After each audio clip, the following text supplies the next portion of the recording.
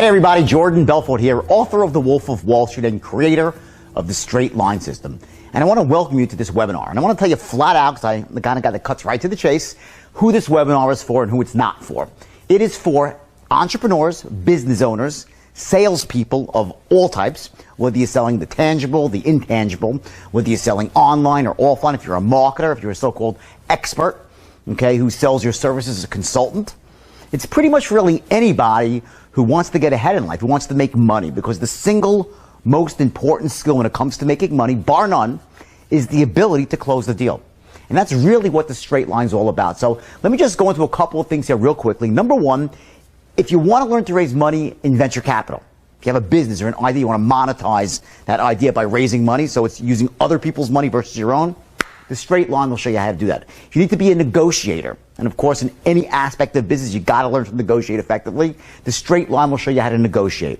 And of course if you're a salesperson and you just want to close the deal, get into rapport, learn how to overcome objections, how to give presentations that just keep people hanging on the edge of their seat. There are certain words, certain magic phrases that we use here that literally just, get someone to want to listen to you, to want to open up to you.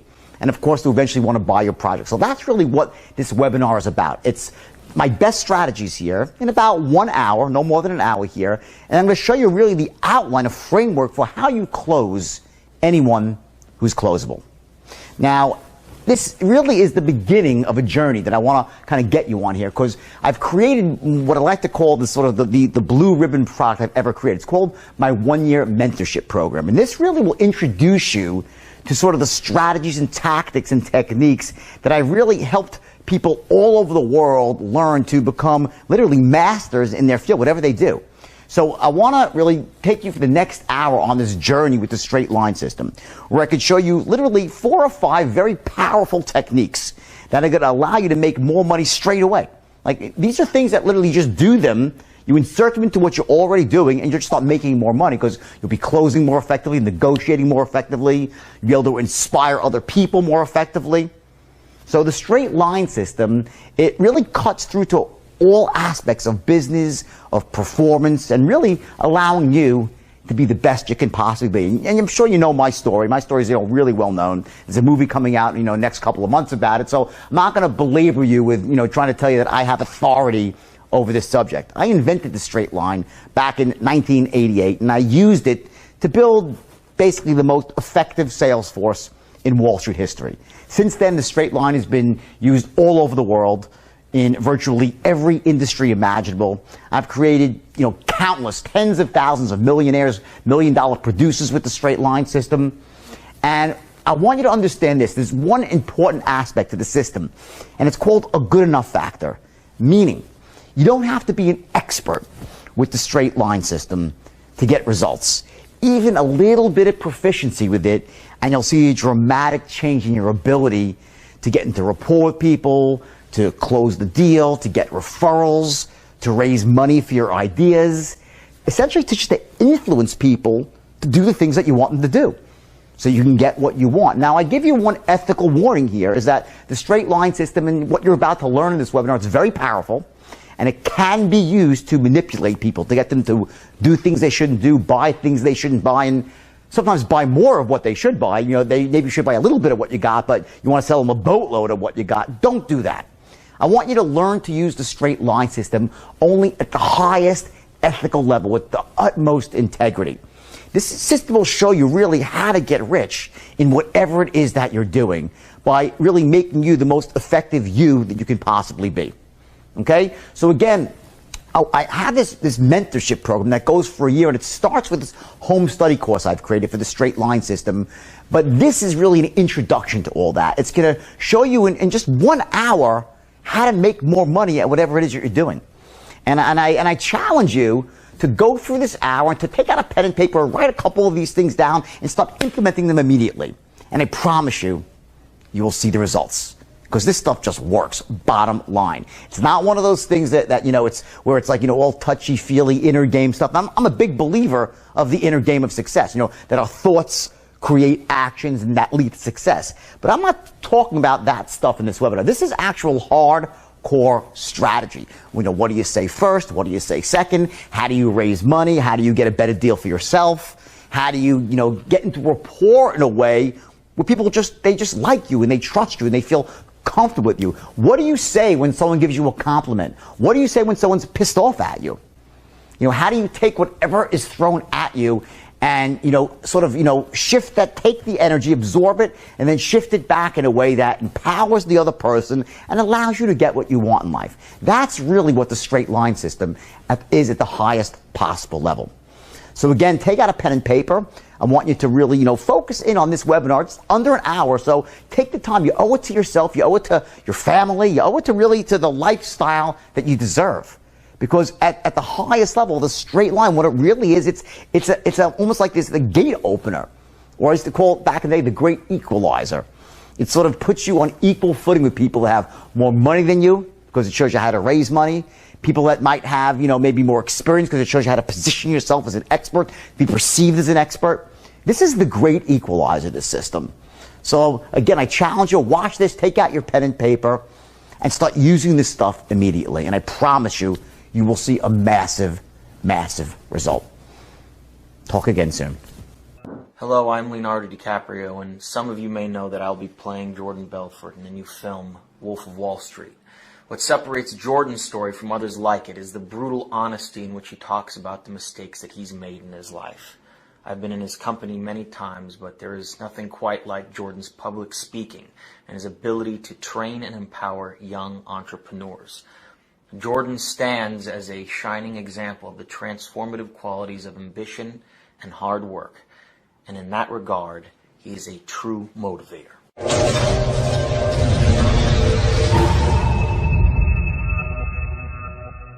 Hey, Jordan Belfort here, author of The Wolf of Wall Street and creator of the Straight Line Sales and Persuasion System. In this video, I'm going to be teaching you the basics of the straight line system, which is what I've been getting paid massive sums of money to teach to large multinational corporations all over the world, and to entrepreneurs and business owners, and of course to individual salespeople as well, and brokers, and agents in pretty much every industry imaginable, whether it's stocks, real estate, insurance, logistics, pharmaceutical, banking, telco, and those are just to name a few. And I also teach the straight line system to everyday people, the so-called moms and pops of the world, who've wanted to become more effective communicators in their lives, and negotiators and influencers and persuaders. Basically, they want to become more effective salespeople at the end of the day. You see, selling is everything in life. Either you're selling, meaning you're influencing, you're persuading, or you're failing. Either you're selling people on how your ideas make sense, your concepts make sense, how your product makes sense. You're selling your kids to make their beds, do their homework, on the value of their education, on doing the right thing. See, it doesn't matter what line of work you're in, whether it's business or personal. You're always trying to convey your thoughts and your concepts in a way that connects with another human being and empowers them, but also gets you what you want in life too. That's what ethical sales and persuasion is truly all about. That's exactly what this video is all about as well. It's about empowering you to make more money at what you currently do so you can have more freedom to live the life you truly want to live. And so many people don't really have that freedom. In fact, they spend so much time trying to make a living that they have no time to design a life. And to me, that's not really living at all, especially when it doesn't have to be that way. So let me just go through 3 quick things here before we cut to the live footage to give you a bit of context here. Now, number 1, the live training I chose for this was one that I did for internet marketers. But don't be distracted by that. It's totally irrelevant. See, the straight line system applies to every industry and to every job function in it. In fact, even if you're a mute, and I hope you're not, you still have to communicate. You'll do it through writing, or maybe you'll do it like Stephen Hawking does with his eyeballs, right? But either way, what you're going to learn about the straight line system is that, at its essence, it's a communication strategy for both verbal and nonverbal communication, including body language, tonality, and writing. So it applies to everything, to any situation of influence or negotiation or persuasion, selling. This is going to elevate you to an entirely new level of proficiency, and you're going to feel empowered because of it. Second, I want you to be prepared to hear just a little bit of profanity in this training. See, I grew up in New York and then spent half my life on Wall Street, where the word fuck is about as common as the word the. Okay? And it comes with kind of a habit, but also the reason I do curse is actually to get my point across in a way that invokes an emotional response, so it has a greater impact on you when you remember it. Okay? But still, since you may have invited me into your living room right now, please make sure there's no one around who, you don't want hearing a couple of F-bombs flying through the air, okay? It'll make me feel better. Now, third, if you find yourself wondering why there are these large red balls on the video at the back of the stage with the words "buy my shit" written on them, well, it's because the convention was being run by a man named Frank Kern, who's not only one of the top internet marketers in the world, but he also happens to have an interesting sense of humor. In this case, he figured that rather than putting any subliminal buying messages on his stage, he'd go the exact other way with these "buy my shit" balls, which was actually kind of funny, although maybe you had to be there. Either way, let's cut to the live footage now and let the learning begin. And I'll see you on the other side. Most of the people that I deal with, they lack this skill. They're not closers, they're not influencers, they're not salespeople. And I have to tell you this, some people think sales is a dirty word. Selling is everything in life. Either you're selling, meaning you're influencing, persuading, or you're failing. Either you're selling someone on that your ideas and concepts make sense, your products make sense. You're selling your kids to make their better, do their homework. Doesn't matter what line of work you're in with your children, your spouse, you're always influencing and conveying your thoughts, your concepts, and trying to do it in a way that connects with another human being and empowers them, but also gets you what you want in life too. That's what influencing is all about. And I will tell you that you might have heard this from other places, that there's a force inside of you, and once you unleash that force, you can accomplish anything in life. It's a cliche. It's a cliche. But here's the deal. There actually is a force.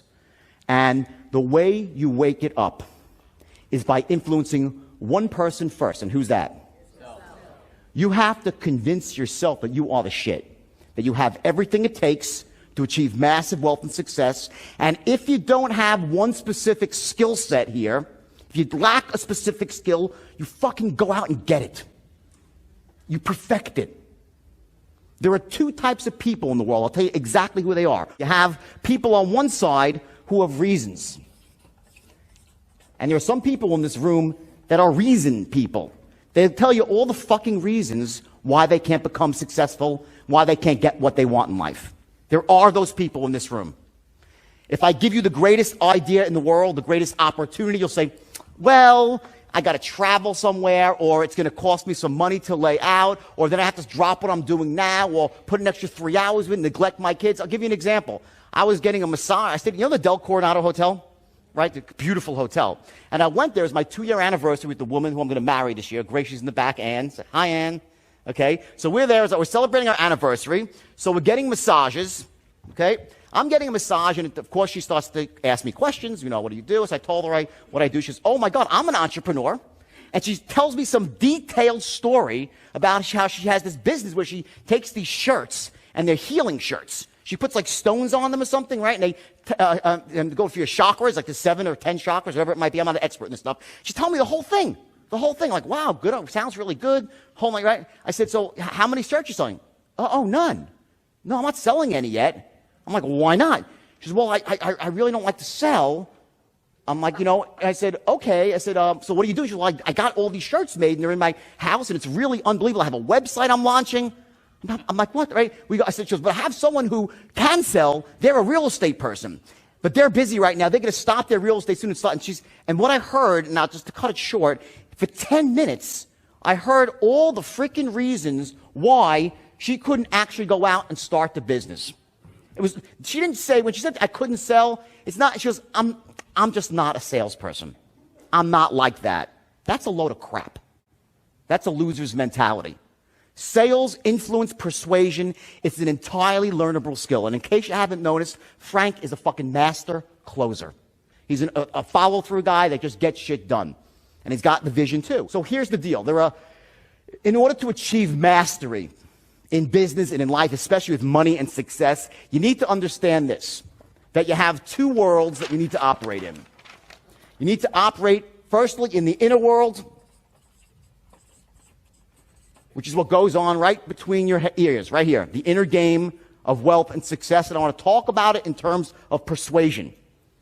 I said before, the first person you have to persuade is who? Yourself, right? Fair enough. Now, there are certain basic concepts that you've probably heard before in terms of the importance of being able to manage your state. Raise your hand if you've heard that before. State management. Important, right? Okay. This goes back, state management, to the beginning of time.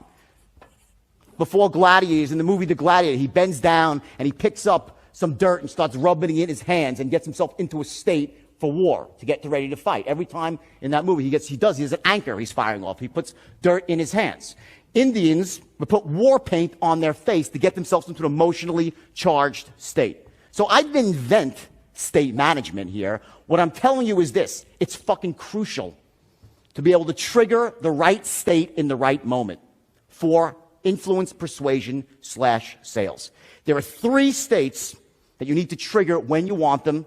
Not always, but in the key moments when it really matters. When you pick up the phone, when you get that first moment face to face, you have to be in the right state. So I'm going to show you some ways to do that and what those states are. Next is your beliefs. Also, something, of course, we've heard before.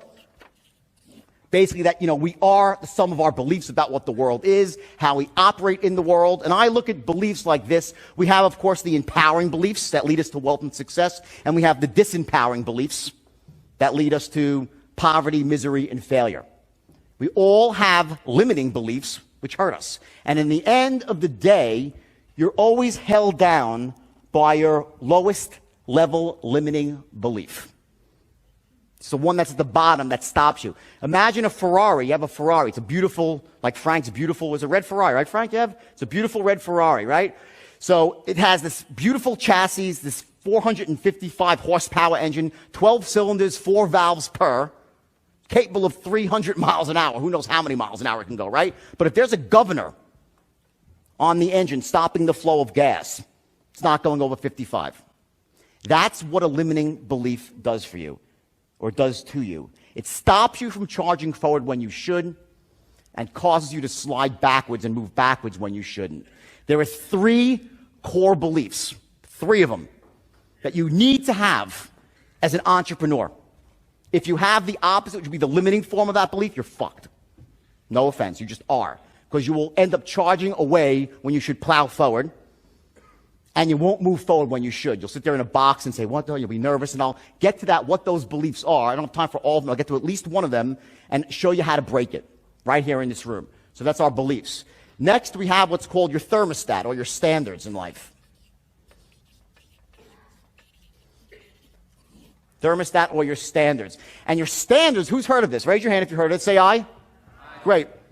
Very basic concept here, but what I want to do now is take these things to a new level and apply them directly for persuasion. How you use this shit to actually become the best persuader you can possibly be. So we have this issue of standards, your thermostat, where it is that you feel comfortable in life, especially financially. Everybody has a different level. Me, it's very, very high. As you know from my book, if I'm not making 8, 10 million a year, I'm saying I'm fucking not, I'm desperate at what I do. I'm running 1,000 miles an hour to get to that $10 million a year mark. That's it. Other people say, what are you, crazy? If I had $500,000 a year, I'd be thrilled. So what your standards are, essentially, are the things that you must have in life. So financial standard would be a certain amount of money. An emotional standard might be a certain amount of peace in your life, a relationship with another person, whatever it might be. And there are people with, again, high standards and people with very low standards. The beauty of this room is the fact that you're sitting here means that you already have your standards at almost, if not the highest level. So typically it's not what's holding people in this room back. Other rooms, different. You have high standards. What's holding you back from getting what you want in life is other things. But we're going to hit on standards anyway, because I want you to understand the power of it and to make sure that if you ever see yourself sliding back down and dropping your standards for any reason at all, how devastating that could be to you going forward. Because here's what happens. We have a thermostat, right? And it's set for a certain amount of money. Let's say it's for $1 million a year. And if you go on for a long time and that's your thermostat, 1 million, but you can't hit it. Because let's say you're missing something on the you're the worst. As Frank said, you can't sell your way out of a paper bag, so you can't get to this point. After a while, your brain starts saying, fuck this. This just hurts too much. And you lower your standards. You say, I'll be happy with making $200,000 a year. So you lower your standards, and all of a sudden, if that doesn't work, you lower them again and again. And before you know it, you're operating like one of these people who's no longer an entrepreneur, but's ready to go work for a fucking paycheck for $40,000 a year and work 40 hours a week, which is fucking insanity to me.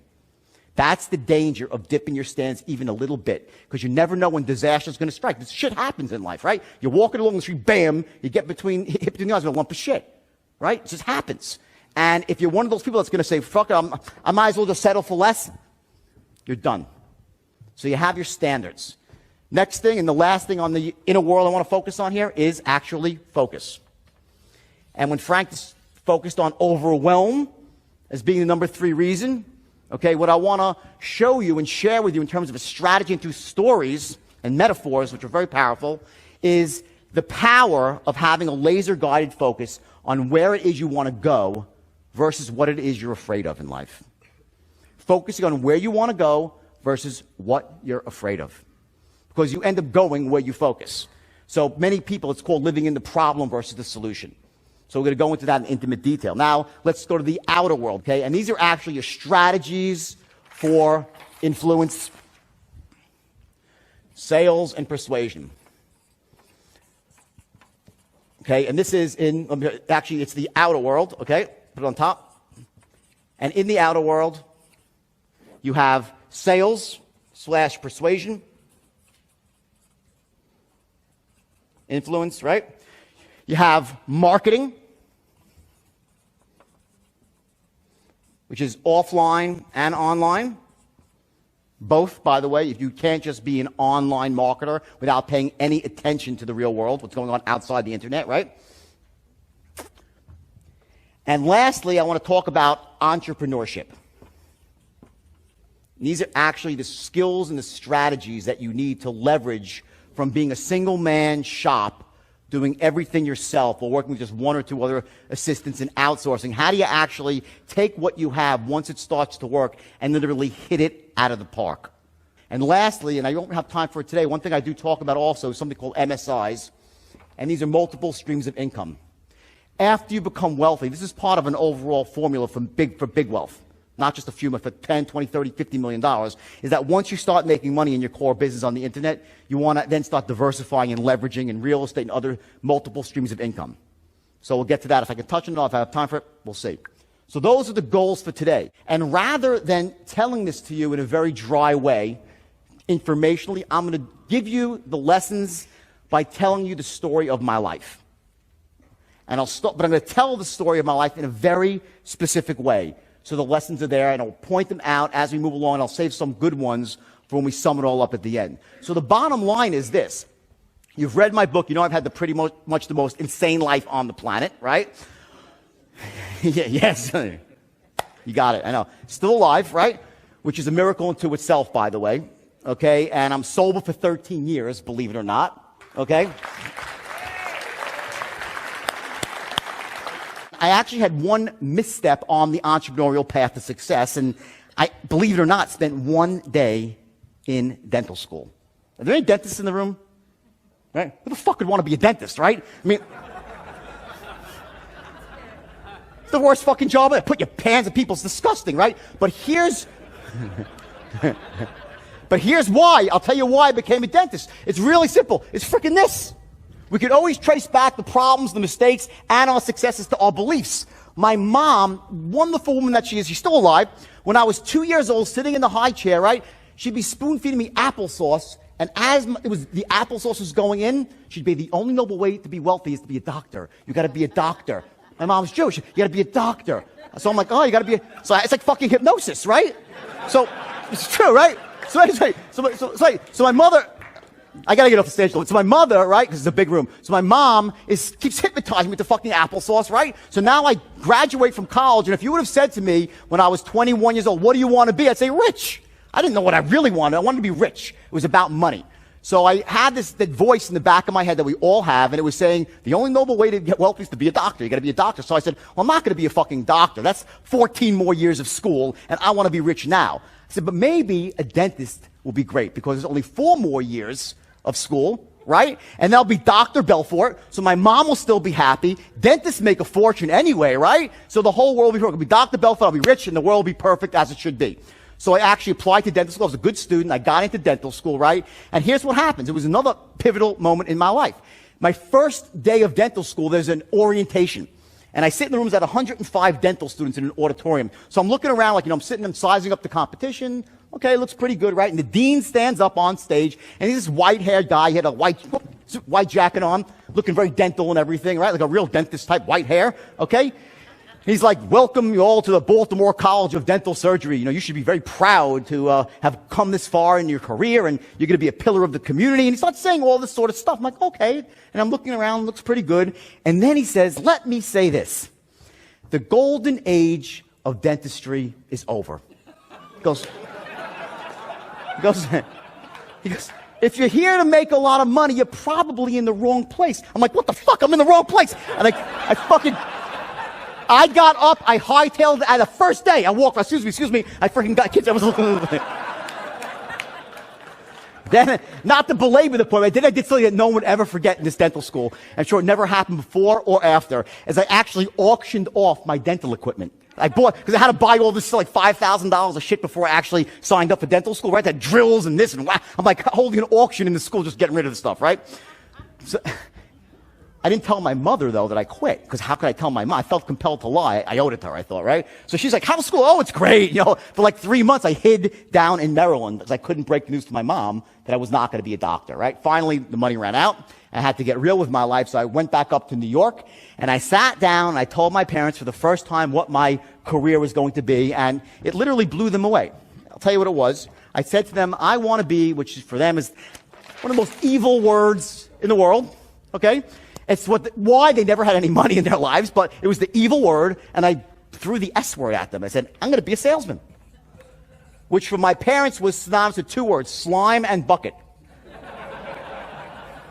I still have distinct memories. Anyone my age, I'm in my 40s here, remember the filler brush man? Right, my mother, the fucking filler brush man is here. I can't believe, don't trust the salesman. Get it in my right. I always had that belief not to trust the salesman. My mom was for 5 years old. I got it, and we're going to discuss that in detail. Why some of you are having problems persuading, influencing, and closing. And I'm going to show you some very powerful, some very simple ways that you can dramatically ramp up your closing rate by confronting that belief in an elegant way about not to trust, in a way that empowers people, and also with the understanding that you would only do this ethically. Because this system here that I'm going to share with you, it's called the straight line system. And in fact, signature scene of the movie is this moment when I actually stumble upon this idea system, the straight line system. And you see DiCaprio do it as me, and it's really cool. I mean, it's really written well. I didn't write the script. It was written by a guy named Terry Winter, who's the writer for The Sopranos. He wrote the script. It's a beautiful scene. And what it is, it's the moment when I stumble upon the straight line, and I realize I have to retrain everyone in my office. So here's what I did. And I'll explain to you exactly what it's all about and give you the basics of the straight line. I can't give you all of it now, not because I don't want to, because we'll have to go to 7 or 8 o'clock at night and Frank will kill me. But let me give you as much as I can, okay, and show you how you can apply this to your business without even knowing it. Just a little bit of it, 2% of it, will allow you to start becoming more effective at persuading people. So here's the deal. That moment when I realized I had to retrain everybody, I said, everyone put down, we cursed a lot. I said, put down the fucking phones. Put down the fucking phones, everybody. I had them put down their phones, all right? I want you to take every piece of paper on your desk and throw it in the fucking garbage. Rip it up. We start from scratch. Everything you've learned, everything you know up to this point, I want you to forget everything you're about to relearn, everything from the time you were this big about language, communication, and something happened to me. And I popped into a state of such certainty where I was channeling. I believed that I was really channeling stuff from somewhere else, because I started having access to knowledge. Who's read the Think and Grow Rich? Anybody here? Which is, if you haven't read it, read it. It's by Napoleon Hill. It's a fabulous book. It's one of the first, I think it's the first book I read on wealth and success. Changed my life in many, many ways. Okay, an amazing book. And they talk about this, the universal force, and it sounds kind of kooky, come on, it's all bullshit, right? But something happens in some moments in your life, and whatever it is, you're able to access sort of this higher intelligence within yourself and channel. And words started coming out of my own mouth, and I didn't even know what was going on. So I started teaching these guys the straight line system. And I'll show you visually what the straight line is. I called it the straight line because out of sheer frustration, like every morning I'd give a meeting for about an hour. And every afternoon I'd give another meeting for about an hour and a half. Every day for 5 years. As the firm started with 12 people and grew to thousands. And imagine a room about twice the size of this, packed from front to back with desks, okay, people banging away on the phone, pacing around. It was absolutely insane. You walk in, you're like, holy shit, is this an alternative universe? That's what happened ultimately. But in the beginning, it was 12 guys, okay? And trying to explain to them, like, I was like, don't you fucking, I was killing me inside, like, they weren't getting it. I said, every sale is the fucking same. They're like, what? Like, every sale is the same. Every encounter, every negotiation, every sale's the same. I'm like, watch, it's a fucking straight line. Here's your open here. And I was like, that's how frustrating. I was like, here's the open, here's the close, right? Now, this is going to be every sale. They'll try to go off the line, right? They'll here and here, below and above, right? These are the boundaries. You will not allow the encounter to go outside the boundaries. And that is called what? Controlling the sale. At the essence of effective communication, at the essence of influence in your business right now, once you learn to control the linguistic encounter, you will be shocked at what will happen. So I taught them, number one, to control the sale. Here's the perfect sale where they agree with everything you say. From the first word you utter, they're on board with you. They're saying yes to every question you ask. Perfect sale. How often does that happen? Not too often, right?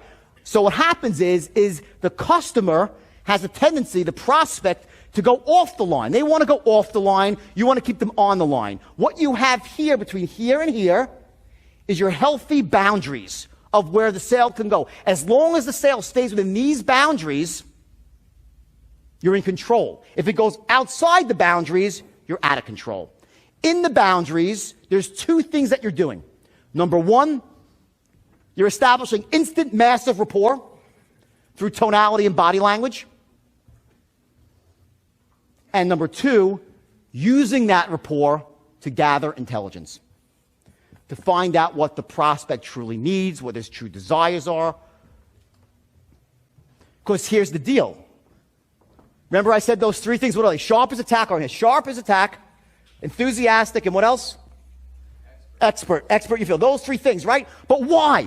What is the higher purpose? What it really means is this. What this all rolls up to, one thing is that you are a person worth listening to.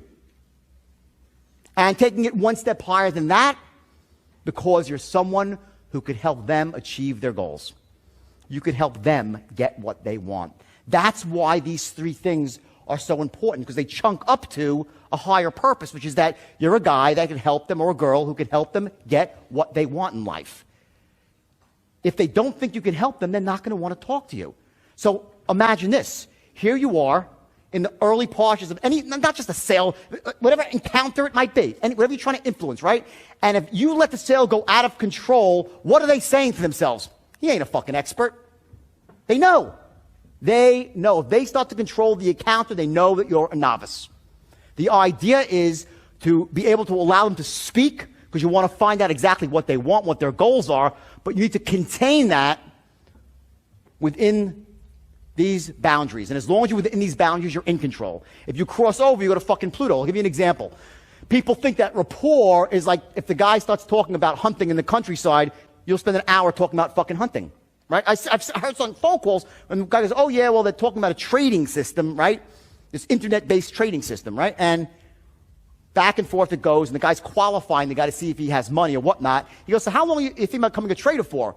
And the guy says, oh, about a year or so. And I have this place up in the countryside, up in northern England, and so on and so forth. And the guy's like, oh, really? Oh my God, I love hunting. I always go for, and they start talking about fucking hunting. For like 10, 15 minutes, they're talking about hunting because the salesman thinks that's how he's getting rapport. Bullshit. There's no rapport there. The guy knows you. If you have all this time, what does that mean? You ain't that busy. You're not an expert. On a different level, car sales. I had a bug up my ass. I wanted to buy a Porsche Panamera. You know that car, the Porsche? Four-door Porsche, right? So my girlfriend and I, we go out to buy a Porsche, and we're done. We're buying the Porsche. We're ready to write a check for the Porsche. We go to a dealership. The fucking bastard wouldn't sell us a Porsche. They wouldn't sell me a car. It was the worst salesman. I said, I didn't come in saying, I drove in a BMW 750. I got the money, so he knows I'm qualified, right? I said, I want to buy a Porsche. He's like, well, let's take one for a test drive. I'm like, what? He broke my pound. I'm like, what? Test drive? I'm like, okay. I wanted to buy, I didn't say I want to take a test drive. I said I want to buy the car. He made me take a test drive. We go back. I'm not exaggerating. He starts talking about everything but getting me the freaking paperwork. Finally, after an hour, I'm so pissed my analyst is he left. said, let's go, we're going to buy a Range Rover. I'm not buying a Porsche. He's an asshole. We're buying a Range Rover. So we go down the road to the Range Rover dealership. I walk in now, it's a really smooth talking salesman. He's, hey, ho, how you doing? He's bouncing around. I'm like, all right, this is more my speed at least, right? I said, I want to buy, yeah, sit down behind here. So we start talking, you know, my daughter's with us too. My 16-year-old daughter, he's trying to be nice to my daughter. So then we start going. I said, I want this Range Rover, like black preferably, whatever. He's like, okay, great. And then I see a picture of his son, who's obviously a basketball player, like high school player, right? And he's shooting a basket. So I just say, oh, it's pretty cool. Your son's a ball player. I'm bored. He kicks it. Oh, my God. My son. Let me tell you about my son. 30 minutes later, he's talking about his fucking son. About Michael Jordan signed a basketball for his son. He's felt no less than 20 minutes. I'm sitting, I'm like, what the fuck is going on? My daughter's looking at me. This guy's crazy, right? This is a salesman. Okay?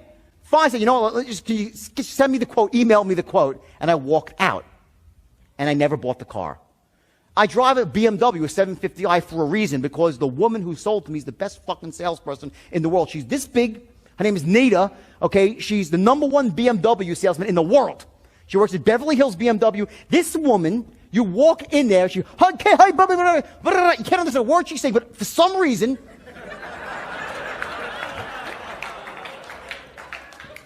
she comes off sharp as a tack, enthusiastic as hell, and unbelievable, right? Am I telling the truth? It's ridiculous, okay? And she's an expert in her field, and all over, plastered on the walls is #1 BMW salesman with new. I'm like, I have a car with her. She tells me what car I should have, what the color should be, and I drive away with it. Hello? That's rapport. And somehow, and I'm sure how, but not sure, unconsciously, I know I like her because through tonality and body language, she fucking hooked me. But it happened on an unconscious level. If I trace back her words, I can't find one word she said that was so compelling. Remember I said I couldn't understand a word she said? She's, you know, she talked about this one, she name dropped some stars, named the whole thing, right? But somehow, in my heart of hearts, I said, you know what? She cares. She's damn sure is an expert in her field. She's sharp as a tack, and she's so enthusiastic, so it must be great. See, the reason when you say you're enthusiastic, why is that important? Because it must be great. If you call someone, hey, I got this really good product for you, got a minute? They know. In their gut, they know. Okay? Yet if you listen to 9 out of 10 people try to talk on the phone and influence, they will influence at a low level. I'll give you another life story here, which is very appropriate. I made the fatal mistake once of trying to get life insurance, on the internet. You guys love this, okay? And in fact, one of the guys that used to work for me, and I trained as a broker in influence, now is like the largest internet insurance company, I think, in the United States, because of the skill of persuasion. He was able to take this, so it's a great, amazing story. So I go for life insurance, and that instigates a callback from some girl who sounds like she's 21 or 22, and she's the driest human being on the fucking planet, okay? She's like a robot on the phone. So now I'm leaving for Australia. It's like 8 months ago. I'm going to Australia on a different tour to speak. And she's like asking me all these questions. Your name, something like Jordan Belfort, your social security number, how old are you? So then she says, after like the 10th question, and she's so monotone that I'm tuning out, right? She says to me, have you ever flown a plane before? So I'm like, well, an aircraft. I said, no, I've never flown a plane, but I've flown a helicopter. You know? And I said, that's it. So she goes, okay, so the answer is yes? I said, well, yeah, the answer is yes. So she says, okay, have you ever flown a biplane? I said, no, I've only flown a helicopter. She goes, so the answer is no. I said, the answer is no. She goes, have you ever flown a crop duster? I'm like, no, I've never flown a crop. What the fuck are you talking about, right? I'm starting to get a little agitated, right? So now I get myself pacing back and forth, right? She goes, have you ever flown for the Navy? I'm like, what? No. I've just flown it. Listen, I pushed the fucking thing over the side of my yacht when it was sinking, okay? All I've flown is a helicopter. That's it. Haven't flown in years. She's like, hold on a second. I'm like, oh shit. And she puts me on hold. I'm like, she's going to hang up on me, this bitch. I'm really pissed. I got to go to Australia. I'm really pissed, all right? I think she's going to hang up on me, all right? So now I'm sitting there fuming back and forth. She comes back on the phone, okay? She asks me literally 10 more questions of like spy planes. I'm not kidding. Spy planes, all the sorts of planes. I never heard of so many planes in the world, all right? Then I'm ready to freak out. She's like, all right, we're done with that question, all right? This is woman's what I call as a duck. There's ducks and there's eagles. Like ducks in the world, like these customer service, low level, with low standards, and they have this duck-like mentality. Quack, quack, quack. They walk around waddling and fucking shit. You know those people? They work in motor vehicles mostly, right? Okay? And like, I can sense the bill growing on, I could see the bill getting longer. I'm like, listen, lady. I mean, she's like, hey, next question. Have you ever used recreational drugs? I'm like, oh, shit. I'm like, here we, fuck.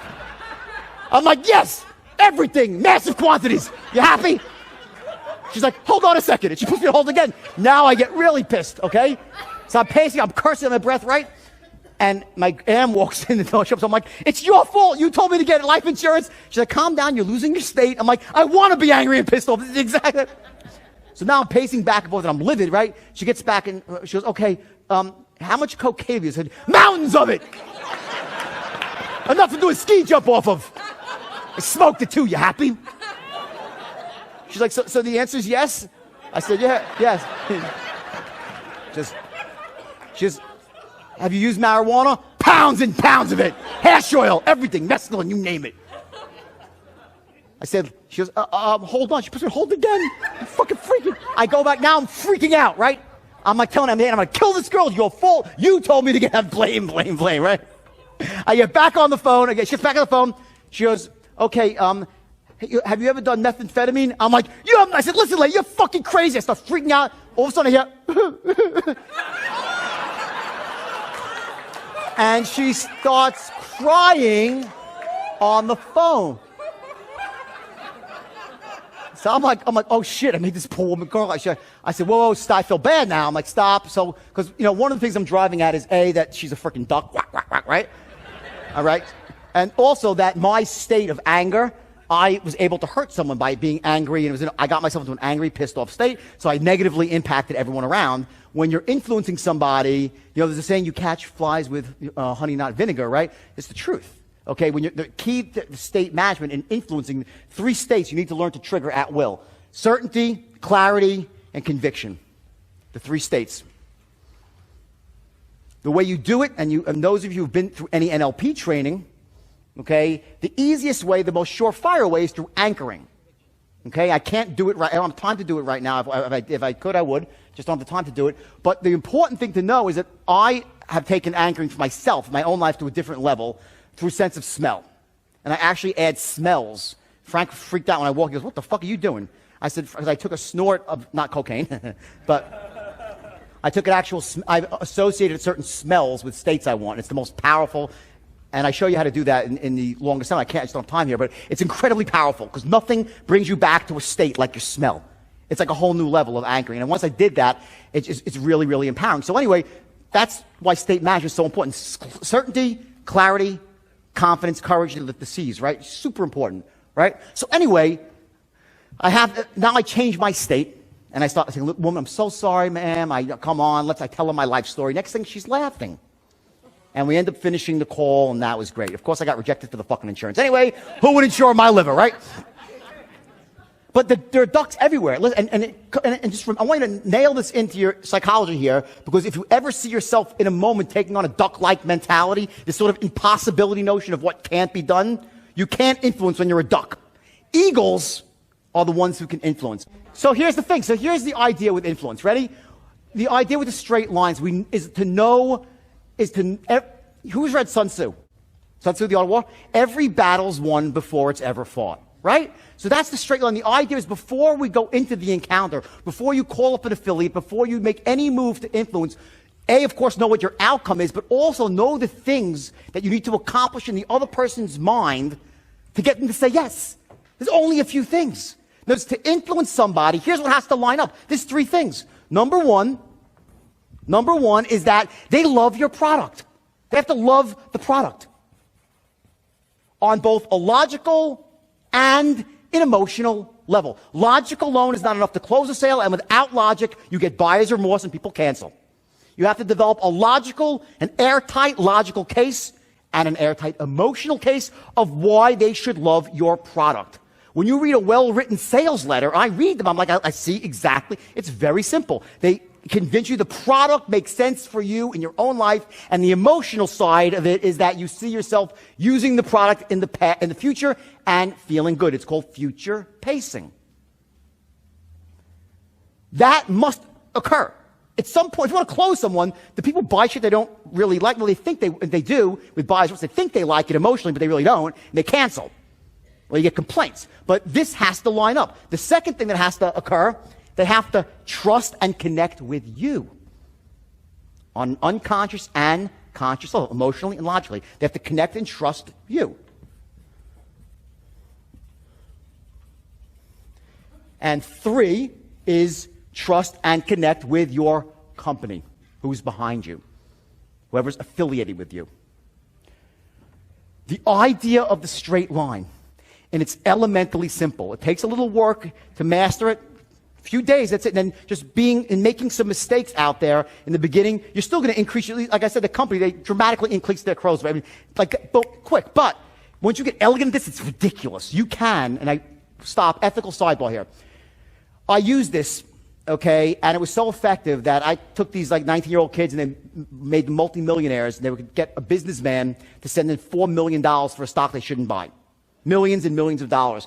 Because with the system, when you fully understand the system and can use it, you can get people to buy things they shouldn't buy, to do things they shouldn't do, to take actions they shouldn't take. And I caution you now that I will show you I'll give you everything, the keys to the kingdom. But please, for your own sake, is only use this system to influence people that should be influenced. The idea is to have ethics and integrity in what you do, to help people to take actions they should be taking, to overcome obstacles that stop them from taking action, that stop them from making good decisions, using the straight line to help people break down the barriers that stop them from taking good decisions. There are so many people, my mom said to me, don't trust the fill a brush salesman. There's people walking around with a lot worse than that in this world, and they have these limiting beliefs about buying, and because they're there, they don't take action. They live in a fucking box and have nothing in life. They live in poverty, they live in negativity, they live in averageism.